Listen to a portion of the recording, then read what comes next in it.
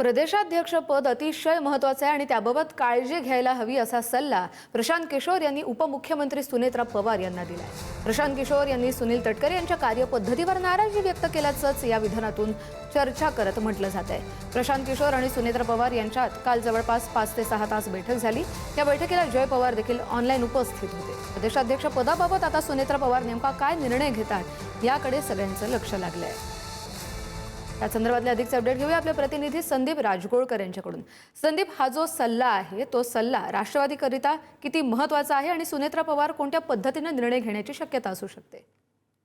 प्रामुख्याने बघायला गेलं तर हा सल्ला जो देण्यात आलेला आहे त्यामुळे आता राष्ट्रवादी काँग्रेसमध्ये मोठे फेरबदल होतील अशी एक शक्यता वर्तवली जाते। कालची मॅरेथॉन बैठक झाली 6 तासांची। प्रशांत किशोर आणि उपमुख्यमंत्री सुनेत्रा पवार यांच्यामध्ये ही गेल्या 3 महिन्यातली दुसरी बैठक होती आणि आता जी आपल्याला माहिती मिळते त्यानुसार प्रामुख्याने 2 गट पडलेले आहेत राष्ट्रवादी काँग्रेसमध्ये।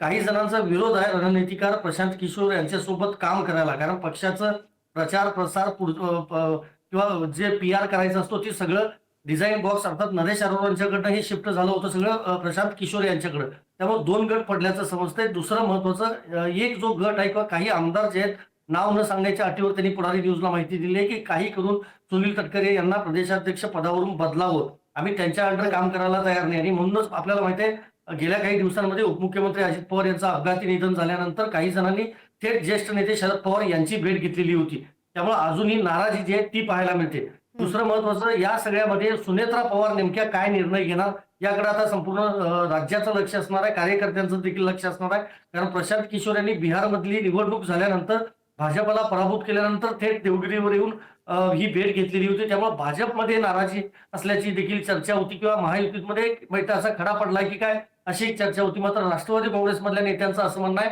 की आमचं ऑलरेडी 3 महिन्यापूर्वी कॉन्ट्रॅक्ट ठरलेलं आहे प्रशांत किशोर यांच्यासोबत आणि आता मीटिंग झालेली आहे। त्यामुळे या बैठका आधीपासूनच्या नियोजित होत्या तशाच या बैठका चालू आहेत। त्यामुळे भाजपमध्ये नाराजी नसल्याचा दावा राष्ट्रवादी काँग्रेसमधले नेते करतात। त्यामुळे हा जो सल्ला प्रशांत किशोर यांनी दिलाय तो कितपत आता अंमलात आणला जातो हे देखील पाहणं महत्त्वाचं असेल।